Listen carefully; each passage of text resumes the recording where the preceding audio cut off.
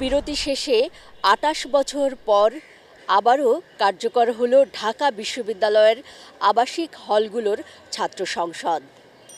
এই ডাকসুর কাছে সাধারণ শিক্ষার্থীদের প্রত্যাশাই বা কী? প্রিয় দর্শক, এটিএন নিউজের নিয়মিত আয়োজন আমাদের কথার আজকের পর্বে আমরা জানব এ নিয়ে সাধারণ শিক্ষার্থীদের ভাবনা। দর্শক, মেট্রোসিম সিমেন্টের সৌজন্যে আমাদের কথার আজকের পর্বে আমি মাহফুজা মোসলেহি আপনাদের সবাইকে আমন্ত্রণ জানাচ্ছি। তবে এর আগে চলুন দেখে আসি এ বিষয়ে এটিএন নিউজে প্রচারিত একটি রিপোর্ট।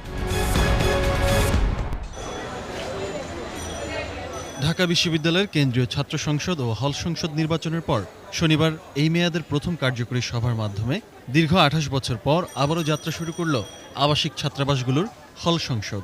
গত ১১ই মার্চ ছাত্র সংসদ নির্বাচনের মাধ্যমে আবারও প্রাণ ফিরে আসে ঢাকা বিশ্ববিদ্যালয়ের হল সংসদের।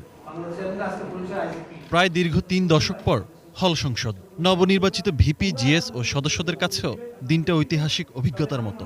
নতুন হল সংসদের কাজের কাঠামো কেমন হবে তাই নিয়েই মূলত শনিবার ঢাকা বিশ্ববিদ্যালয়ের হলগুলোতে হল সংসদের ভিপি, জিএস সহ কমিটির ১৩ সদস্যদের সাথে কার্যকরী সভা করেন ছাত্র হলগুলোর প্রভোস্ট ও হল সংসদ সভাপতিরা। ১১ই মার্চের নির্বাচনে ঢাকা বিশ্ববিদ্যালয়ের হল সংসদে ১৮টি হলের মধ্যে ৯টি হলেই ছাত্রলীগের পূর্ণাঙ্গ প্যানেল জয়ী হয়, আর সহসভাপতি পদে ১৮টি হলের মধ্যে ১২টিতে ছাত্রলীগের প্রার্থীরা ও ৬টিতে স্বতন্ত্র প্রার্থীরা জয়ী হয়েছেন।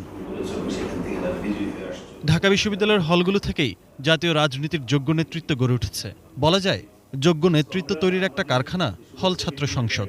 ২৮ বছরের একটি বড় গ্যাপ, ফলে প্রথমে আমাদের প্রয়োজন হবে, আমি মনে করি, যারা আমাদের সংসদ সদস্য, মানে এই সংসদের সদস্য, বিপিজিএস থেকে শুরু করে সবারই এই প্রক্রিয়ার সঙ্গে অভ্যস্ত হওয়া, এটি খুব গুরুত্বপূর্ণ। আমাদের ছাত্ররা যেন একটা সুন্দর পরিবেশ পায়, সেই পরিবেশটাই কীভাবে সুন্দর করা যায়, আগামী দিন নতুন নেতৃত্ব কীভাবে সৃষ্টি করা যায়, সে লক্ষ্যেই কিন্তু আমাদের এই সংসদ।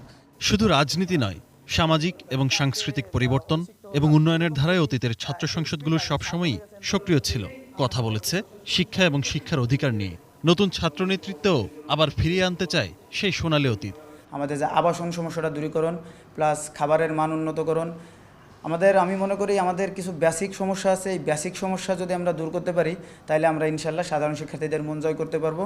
আমাদের যেই আসন সংখ্যা বাড়তেছে ডিপার্টমেন্টে, ফ্যাকাল্টিতে, এই চাপগুলো, ক্রমবর্ধমান চাপকে মোকাবেলা করার জন্য আসলে আমাদের কোনো প্রস্তুতি বা আমাদের কোনো ব্যবস্থা না থাকার কারণ দরুন আমাদের হলে একটি আবাসন সংকটের দেখা দিয়েছে। আহমেদ রাব্বি তানিম, এটিএন নিউজ, ঢাকা। রিপোর্টটি দেখবার পর এবার চলুন দেখে আসি ডাকসুর কাছে সাধারণ শিক্ষার্থীদের প্রত্যাশা নিয়ে তারা কি বলছেন।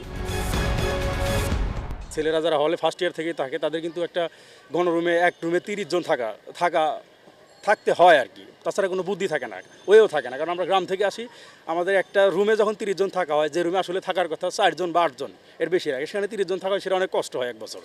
এবং এটা যদি মোকাবেলা করে তাহলে আমাদের জন্য উপকার হয়। ২৮ বছর পর ডাকসু হওয়ার কারণে এখন আমাদের ইচ্ছা তো অনেক কিছু থাকতে পারে, আমাদের প্রত্যাশাও অনেক। প্রথমত বলতে চাই যে এই যে আমাদের বিশ্ববিদ্যালয়ে এতগুলো শিক্ষার্থী, আমরা খাবারের মানগুলো বৃদ্ধি করা উচিত। এই যে ক্যাম্পাসের অনেক পরিত্যক্ত জায়গা, যেগুলো আসলে অনেক পরিষ্কার পরিচ্ছন্ন রাখা উচিত, তাহলে ক্যাম্পাসটা দেখতেও অনেকটা সুন্দর হবে।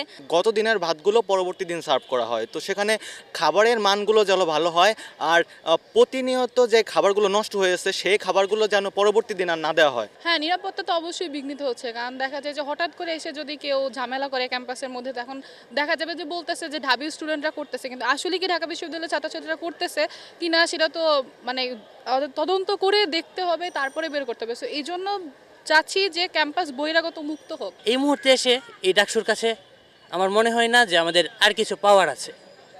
আমরা হয়তো আমাদের বক্তব্যটা বলতে পারি, কিন্তু আর মনে হয় না যে ডাকসু আমাদের খুব ভালো কিছু দিতে পারবে। শিক্ষাঙ্গন সন্ত্রাস মুক্ত থাকবে এবং সব মিলিয়ে ঢাকা বিশ্ববিদ্যালয় ঠিক যেমন ২৮ বছর আগে ঠিক যেমন একটি গণজাগরণ ছিল সবার মধ্যে, ঠিক আমি আশা করব যে এত বছর পরে ডাকসু নির্বাচন হয়েছে, সবাই ঠিক সেই উদ্যমে সেইভাবে উদ্যমী হয়ে বিশ্ববিদ্যালয়ের জন্য কাজ করবে। সিট পায় না ফার্স্ট ইয়ারে এসে গণরুমের মধ্যে ঠাসাঠাসি করে সবার থাকতে হয়। এতে আমার অনেক যেমন 4 দিন ধরে আমার এক ফ্রেন্ড মানে 4 ক্লাস ধরে আমার এক ফ্রেন্ড আসতেছে না, যার কারণে অ্যাটেন্ডেন্সও কমে যাচ্ছে। তারপরে হলো ওয়াশরুম সমস্যা। অনেক ফ্যাকাল্টি বা অনেক ডিপার্টমেন্টই আছে যেখানে নাকি ওয়াশরুম ভালো না। আমাদের হলের মধ্যে একটা সমস্যা রিডিং রুম নিয়ে। এই হলের মধ্যে রিডিং রুমে অনেক সংকট। এখানে মনে করেন ওইখানে বসলে রিডিং রুমের মধ্যে মানে বসলে 10 মিনিট 20 মিনিট মানে 30 মিনিট পরে দেখে ওইখানে সিট পাওয়া যায় না, অথবা আমি কোথাও গেলাম এসে দিকে আমার সিট নেই, তারপরে কোথাও বসতে পারি না রিডিং রুমে। মানে মিড টার্ম চলে আসছে, পড়তে পারতেছি না, দাঁড়ায় বাইরে মানে রিডিং রুমের বাইরে দাঁড়ায় লাইটের আলোতে পড়তে হয়। আমাদের যে ওয়াশরুমের প্রবলেমগুলো আছে ওইগুলোর সলভ চাই। তারপরে হলে বিশেষত আমাদের মেয়েদের হলে যেই ডাবলিং ব্যবস্থাটা আছে, আমরা মানে 4th ইয়ার 5th ইয়ার পর্যন্ত পাই না, সিঙ্গেল রুম পাই না, আমাদেরকে ডাবলিং করতেই হয়। তো সেই ব্যাপারটার দিকে একটু দৃষ্টিপাত করলে ভালো হয়, কারণ এভাবে মানে পড়াশোনার অনেক বেশি ব্যাঘাত ঘটে। প্রত্যেকেই সমানভাবেই বিবেচ্য হোক এবং সবাইকেই সমান বিবেচনা করেই তাদেরকে সিট দেওয়া হোক। এখানে রাজনৈতিক কোনো যেই দলের যে ব্যাপারটা আছে, আমি চাই সেটা ডাকসুতে প্রাধান্য না পাক, সে ছাত্রই হোক বা বাম ফ্রন্ট যারা আছে, প্রত্যেকটা দলের ছাত্র যারা যার যার মতাদর্শ নিয়ে শেষে চলে, তো আমরা চাই প্রত্যেকেই সমানভাবে বিবেচনা করা হোক সিট দানের ক্ষেত্রে। ডাকসুর কাছে প্রত্যাশা নিয়ে সাধারণ শিক্ষার্থীদের ভাবনা দেখছিলাম আমাদের কথার আজকের পর্বে। প্রিয় দর্শক, এটিএন নিউজের নিয়মিত আয়োজন আমাদের কথার আজকের পর্ব এ পর্যন্তই। আমি মাহফুজা মুসলেহি আপনাদের সবার কাছ থেকে বিদায় চেয়ে নিচ্ছি যারা এতক্ষণ দেখলেন। আগামী পর্বে একই সময়ে আবারও ফিরে আসব অন্য কোনো বিষয় নিয়ে। সে পর্যন্ত সবাই ভালো থাকুন, সুন্দর থাকুন আর সঙ্গেই থাকুন এটিএন নিউজের।